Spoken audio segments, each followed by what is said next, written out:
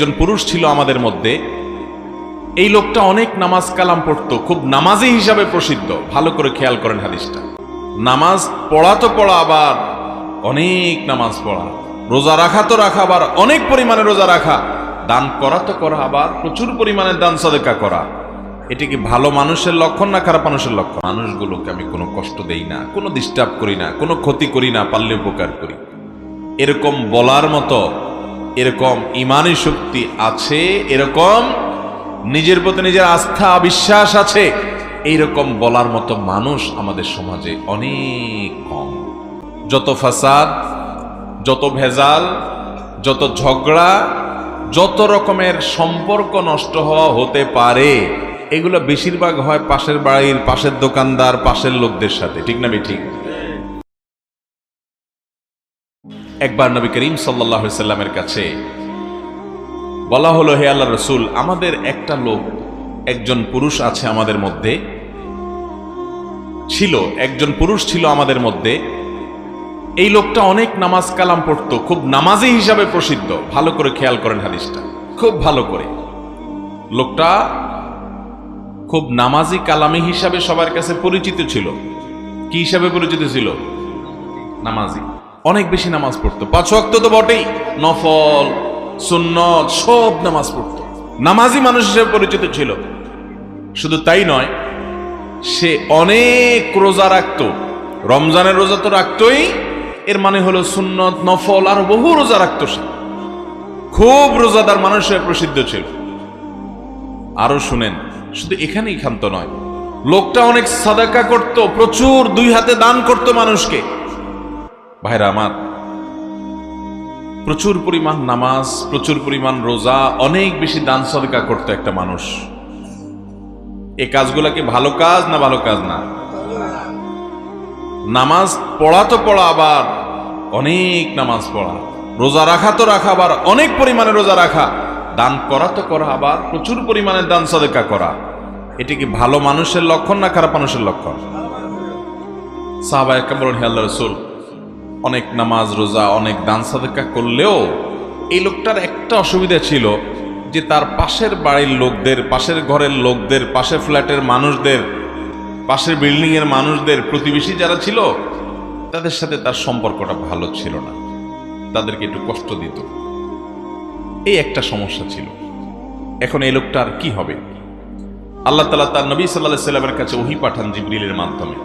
এই লোকটার পরিণতি কোথায়, তার ঠিকানা কোথায়, এটা আল্লাহ তাআলা নবী সাল্লাল্লাহু আলাইহি সাল্লামকে জানিয়ে দিয়েছেন। তিনি বলেছেন, তোমরা যে লোকটাকে বলতেছো অনেক নামাজি, অনেক রোজাদার, লোকটা অনেক দান সাদেকা করে, অথচ সে প্রতিবেশীকে কষ্ট দেয়, শুনে রাখো, আল্লাহর ফয়সালা হয়েছে তার ব্যাপারে, সে জাহান্নামী। আল্লাহু আকবার। এরপরে সাহাবীরা বলেন, হে আল্লাহর রাসূল, আরেকজন মহিলা আছে, এটা তো পুরুষ, আরেকজন মহিলা আছে, এ আল্লাহর বান্দি, খুব বেশি নামাজ কালাম, খুব বেশি রোজা, খুব বেশি দান সাদেকা করতো, এরকম কোনো প্রসিদ্ধি বা পরিচিতি নাই মানুষের মাঝে। ফরজ নামাজগুলো করতো, ফরজ রোজাগুলো রাখতো, ফরজ দান করতো, অর্থাৎ মৌলিক বিষয় হয়তো ঠিক ছিল, কিন্তু অতিরিক্ত খুব বেশি করতেন, এরকম প্রসিদ্ধি, এরকম সুখ্যাতি, এরকম প্রশংসা মানুষের মুখোমুখি ছিল না। সাধারণ মানুষ বলা যেতে পারে। কিন্তু ভদ্রমহিলার একটা দিক ছিল যে তার আশেপাশে প্রতিবেশীর লোকেরা সবাই তার উপরে সন্তুষ্ট ছিল, সবার সাথে তার সুসম্পর্ক ছিল, কারোর সাথে সম্পর্ক সে খারাপ করতো না, কাউকে সে কষ্ট দিত না, এই জিনিসটা তার ছিল। নবী করিম সাল্লাল্লাহু আলাইহি সাল্লাম আল্লাহর কাছ থেকে প্রাপ্ত ওহীর আলোকে বললেন, তোমরা যে ভদ্র মহিলার কথা বলছিলে, যে খুব বেশি নামাজ রোজা করে নাই, খুব বেশি দান সাদেকা করে নাই, কিন্তু প্রতিবেশীর অধিকার সে পাই পাই করে আদায় করছে, কখনো প্রতিবেশীকে কষ্ট দেয় নাই, জ্বালা যন্ত্রণা দেয় নাই, এই ভদ্র মহিলা আল্লাহর ফয়সালা হয়েছে, সে জান্নাতি। ও ভাই, প্রতিবেশীর অধিকার বোঝার জন্য আর কি কিছু দরকার আছে? আহা, কিন্তু আমরা কয়জন মানুষ বুকে হাত দিয়ে আল্লাহকে সাক্ষী রেখে বলতে পারবো যে আমি একজন মুসলমান হিসেবে আমার আশপাশে থাকা মানুষগুলোকে আমি কোনো কষ্ট দেই না, কোনো ডিস্টার্ব করি না, কোনো ক্ষতি করি না, পারলে উপকার করি? এরকম বলার মতো, এরকম ইমানি শক্তি আছে, এরকম নিজের প্রতি নিজের আস্থা বিশ্বাস আছে, এইরকম বলার মতো মানুষ আমাদের সমাজে অনেক কম। ঠিক না বেঠিক?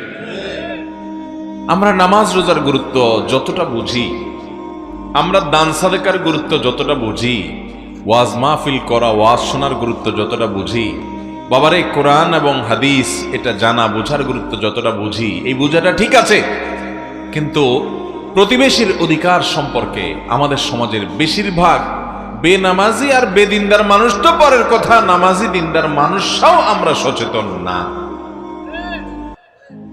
এ হাদিস বলছে শত সহস্র নামাজি, শত সহস্র রোজাদার, শত সহস্র দান দক্ষিণাকারী মানুষ জাহান্নামে যাবে প্রতিবেশীর হক নষ্ট করার কারণে। আল্লাহ তাআলা আমাদের সংশোধন হওয়ার তৌফিক দান করুন। ভাইরা আমার, আব্দুল্লাহ ইবনে ওমর রাদিয়াল্লাহু তাআলা আনহু একজন প্রসিদ্ধ সাহাবী, খলিফাতুল মুসলিমিন ওমর ফারুক রাদিয়াল্লাহু তাআলা আনহুর ছেলে, অনেক জ্ঞানী একজন সাহাবী ছিলেন, আলিম সাহাবী আব্দুল্লাহ ইবনে ওমর রাদিয়াল্লাহু তাআলা আনহু। তার বাসায় একবার ছাগল জবাই করা হয়েছে, বকরি। কি জবাই করা হয়েছে ভাই? ছাগল বা বকরি জবাই করা হয়েছে। তিনি তার বাসার পরিবারের লোকদেরকে বললেন যে আচ্ছা, ছাগল যে জবা হলো, আজকে আমাদের বাসায় রান্না বাড়া হবে, খাওয়া দাওয়া হবে বুঝলাম, কিন্তু আমাদের পাশের বাড়িতে যে ইহুদি থাকে, প্রতিবেশী যে আছে, কোন ধর্মের অনুসারী? ইহুদি। এই ইহুদি প্রতিবেশী যে থাকে, আমাদের এই ছাগলের গোশত থেকে তার বাসায় পাঠানো হয়েছে কিনা, তাকে হাদিয়া দেওয়া হয়েছে কিনা, দুইবার জিজ্ঞাসা করেছেন যে আমাদের ইহুদি প্রতিবেশীকে আমাদের ছাগল থেকে গোশত দেওয়া হলো কিনা, দুইবার জিজ্ঞেস করেছেন, একবার না। বাসার লোকজন বললেন না, তাকে দেয়া হয় না, মানে ইহুদি হোক প্রতিবেশী, সে অন্য ধর্মের অনুসারী, খ্রিস্টানও না, ইহুদি। খ্রিস্টানের চাইতে আরো ডেঞ্জারাস, তো তাকে দেয়া হয়নি।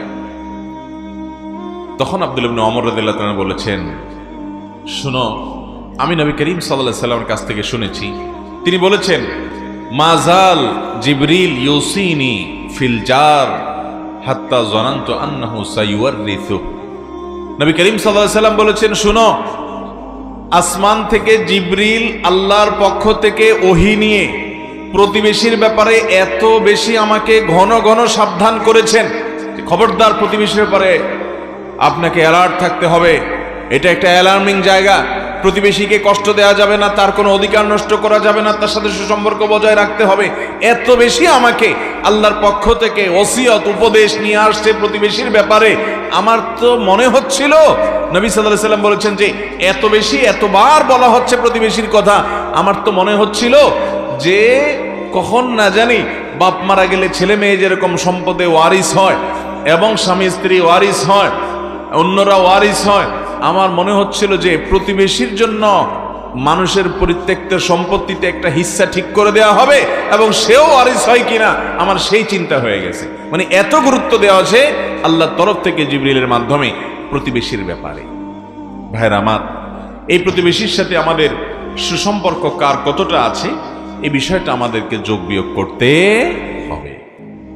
আমাদের সমাজে দেখবেন যত গন্ডগোল, যত ফাসাদ, যত ভেজাল, যত ঝগড়া, যত রকমের সম্পর্ক নষ্ট হওয়া হতে পারে, এগুলো বেশিরভাগ হয় পাশের বাড়ির, পাশের দোকানদার, পাশের লোকদের সাথে। ঠিক না ঠিক? আমাদের যেই কাজটা সবচেয়ে বেশি ক্ষতি করবে, শয়তান ওইটা আমাদেরকে দিয়ে সবচেয়ে বেশি করায়, কারণ শয়তান আমাদের চিরশত্রু। আমরা যেন কোনোভাবে জান্নাতে যেতে না পারি সেই চ্যালেঞ্জ নিয়ে দুনিয়াতে শয়তান এসেছে। অতএব এই শয়তান আপনাকে আমাকে সে কাজ করতে দিবে না যে কাজ আমাদেরকে জান্নাতে নিবে, আর ওই কাজ আমাদেরকে দিয়ে করাবেই করাবে যে কাজ জাহান্নামে নিবে। আর আমাদের কাজ হলো শয়তানের এই শয়তানি থেকে নিজেকে বাঁচিয়ে কোরআন এবং হাদিস আমাদেরকে যে আলোক উজ্জ্বল পথের সন্ধান দিয়েছে সে পথে চলা। অতএব প্রতিবেশীদের অধিকার ব্যাপারে আমরা সাবধান হব তো ইনশাআল্লাহ।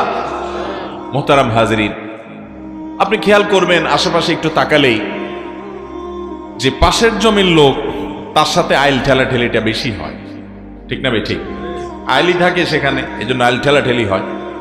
পাশের ঘরের লোক, তাদের সাথে দেখা যায় কথাবার্তাও নাই, জলছলও নাই, উঠা বসাও নাই, আসা যাওয়াও নাই, অথচ ওই অনেক দূরে আরেক ফ্যামিলি, তাদের সাথে খুব রিলেশন, খুব সম্পর্ক, খুব বন্ধুত্ব।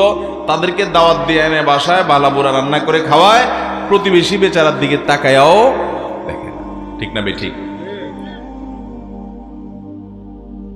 অনেক প্রতিবেশী আছেন শহরে, গ্রামে যাও আছে না আছে, শহরে বহু প্রতিবেশী আছে একই বিল্ডিং এ, পাশাপাশি ফ্ল্যাটে মাসকে মাস বরং বছরকে বছর পার করে দেয়, জানেও না যে পাশের ফ্ল্যাটের ভদ্রলোকের নাম কি, ভদ্র মহিলার নাম কি, তারা কি করে, কোথায় বাড়ি, কি খায়, কি পেশা, জানেও না। চাচা আপনা জান বাছা, শুধু নিজেকে নিয়ে ব্যস্ত আছে, প্রতিবেশীর দিকে তাকানোর সময়। ঠিক না বেঠিক বলেন ভাইরা আমার? কোরআন এবং হাদিসের যে ভাষ্যগুলো আমি তুলে ধরার চেষ্টা করেছি, আমার মনে হয় প্রতিবেশীর অধিকার সম্পর্কে একজন ইমানদার কতটা সতর্ক হওয়া উচিত, এই হাদিসগুলোর দিকে তাকালে সেটি বোঝা যায়। ইসলাম আমাদেরকে সামাজিক হতে বলে ভাই, সামাজিক হতে বলে, আমাদেরকে বলে আমরা অন্য মানুষের কল্যাণে আন্তরিক হব। আমরা শুধু নিজের চিন্তা করব না, আমরা অন্যের চিন্তাও করব। আমি আমার চিন্তা করব, আমার আশপাশের লোকদেরকে নিয়ে ভাববো, তাদের কল্যাণ কামনা করব। এরকম যখন সবার কল্যাণকামী আপনি হবেন, তখন আল্লাহর প্রিয় বান্দা হতে পারবেন। দেখুন, শুধুমাত্র ইবাদত বন্দেগী যদি মানুষ জান্নাতে যেতে পারতো, হাদিসে বর্ণিত এই লোকটা জান্নাতে চলে যেতে পারতো। ইবাদত বন্দেগী মূল, সেটা তো করতেই হবে। ওইটার পাশাপাশি মানুষের অধিকার, বাবার কি অধিকার, মায়ের কি অধিকার, স্বামীর কি অধিকার, স্ত্রীর কি অধিকার, ভাইয়ের কি অধিকার, বোনের কি অধিকার, প্রতিবেশীর কি অধিকার জানতে হবে এবং সে অধিকার আদায় করতে হবে।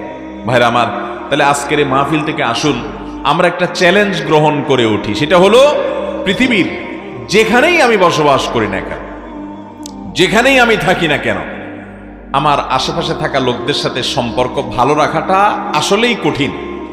দূরের লোকদের সাথে সম্পর্ক ভালো রাখা সহজ, কাছের লোকদের সাথে সম্পর্ক ভালো রাখা কঠিন। কারণ কি? কারণ হলো একসাথে থাকতে গেলে তার দোষ ত্রুটি আমার নজরে পড়ে, তার দ্বারা আমার হয়তো একটা ক্ষতি তার অজান্তে হয়তো হয়ে যায়, তখন সম্পর্ক নষ্ট হয়, ঝগড়াঝাটি হয়, টুনটান হয়, কথা বাড়াবাড়ি হয়। ঠিক না বেঠিক? আর এই জায়গাটাতে আমাকে চ্যালেঞ্জ নিতে হবে যে আমার প্রতিবেশী, আমার আশেপাশে থাকা লোক আমার যদি অধিকার নষ্ট করে, আমাকে যদি কষ্ট দেয়, তার জ্ঞাতসারে কিংবা অজ্ঞাতসারে, জেনে বা না জেনে, বুঝে বা না বুঝে, উনি যদি কষ্ট দেয়, আমি চ্যালেঞ্জ নিব জান্নাতের পথযাত্রী হিসেবে আমি কখনো আমার আশেপাশে থাকা প্রতিবেশীকে কষ্ট দেব। আল্লাহ আমাদেরকে আমল করার তৌফিক দান করুন।